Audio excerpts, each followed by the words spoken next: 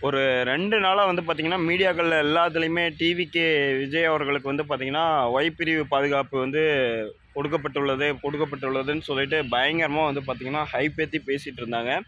So இது என்ன அப்படின்னு சொல்லிட்டு நானும் தெரிஞ்சுக்கணும்னு சொல்லிட்டு, ஒவ்வொருத்தரா வந்து பார்த்தீங்கன்னா, அரசியல் பிரமுகர்கள் பேசும்போது, அத பொறுமையா கவனிச்சு, அதத்தான் வந்து உங்கள்ட்ட நான் வந்து எடுத்து கொண்டு வந்திருக்கேன். ஸோ நீங்களும் தெரிஞ்சுக்கங்க என்ன நடந்திருக்குது, எதுக்காக இத கொண்டு வந்திருக்காங்க அப்படின்னு சொல்லிட்டு. அதுக்கு முன்னாடி எம்ஆர் வேணு சேனலுக்கு புதுசா யாராச்சும் வந்திருந்தீங்க அப்படின்னா, மறக்காம நம்மளோட சேனலை சப்ஸ்கிரைப் பண்ணிக்கங்க. அப்பதான் நான் போடுற வீடியோ உங்களுக்கு வந்து சேரும். விஜய் அவர்களுக்கு வந்து பார்த்தீங்கன்னா, ஒய் பிரிவு போடுறதுக்கான காரணம் அப்படின்னு சொல்லி பார்த்தோம்னா, நெறைய இருக்கு. நெறையா சொல்லலாம். பட் இந்த ஒய் பிரிவுனா என்ன? இந்த மாரி என்ன இருக்குது அப்படின்னு சொல்லிட்டு தெரிஞ்சுப்போம். இந்த ஒய் பிரிவு மாரியே கிட்டத்தட்ட ஒரு 5 கேட்டகரி இருக்கு.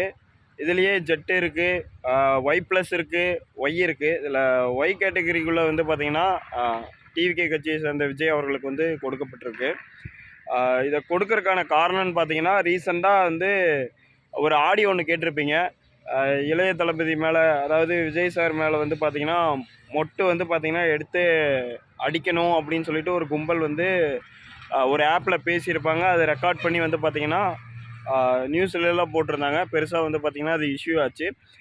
அது எப்படி வந்து பேசியிருந்தாங்க அப்படின்னா, இந்த மாரி அவர் வந்து கண்டிப்பா வந்து அ பயணம் நடப்பாரு.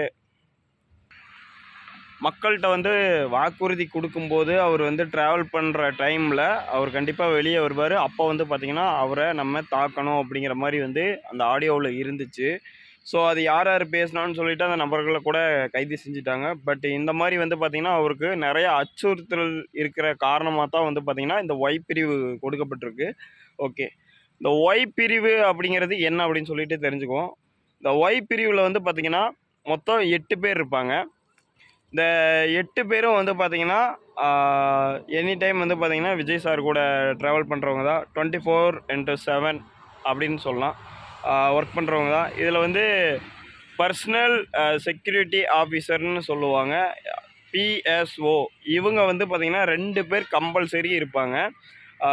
2 பேர்த்துக்கு வந்து பார்த்தீங்கன்னா, ஷிஃப்ட் வந்து பார்த்தீங்கன்னா, 3 ஷிஃப்ட்டாவோ இல்ல 2 ஷிஃப்ட்டாவோ வந்து பார்த்தீங்கன்னா போட்டு, அவங்களுக்குள்ள வந்து எக்ஸ்சேஞ்ச் பண்ணி வந்து பார்த்தீங்கன்னா, பாதுகாப்பு குடுப்பாங்க.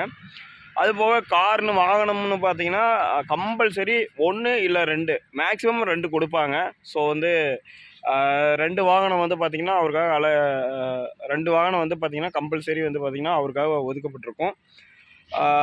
அது போக இவங்களுக்கு மாச பட்ஜெட் எவ்வளோ ஒதுக்கப்பட்டிருக்கு அப்படின்னு சொல்லி பார்த்தோம் அப்படின்னா, மாசம் ரூ. 12,00,000 வந்து பார்த்தீங்கன்னா, இந்த ஒய் பிரிவினருக்கு வந்து ஒதுக்கப்பட்டிருக்கு. இது எதுக்காக அப்படின்னு சொல்லி பார்த்தா, எல்லாமே ஒரு செக்யூரிட்டி பர்ப்பஸ் தான். ஏன்னா, இனி தேர்தல் வரப்போகுது.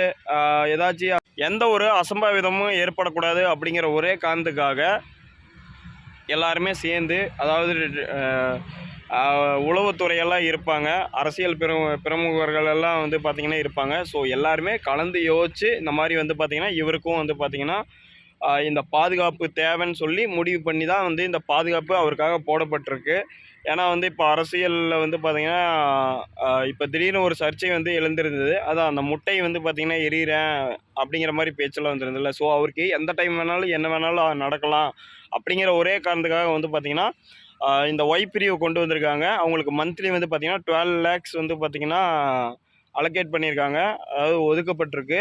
அ இந்த அமௌண்ட் வந்து பார்த்தீங்கன்னா, கவர்மெண்ட்டே வந்து உங்களுக்கு குடுத்துரும். ஸோ விஜய் சார் வந்து பார்த்தீங்கன்னா, ஓனா வந்து இதில எதுவும் பண்ண தேவையில்ல. அவருக்கு பாதுகாப்பு கம்பல்சரி வந்து உறுதிப்படுத்தப்படும்.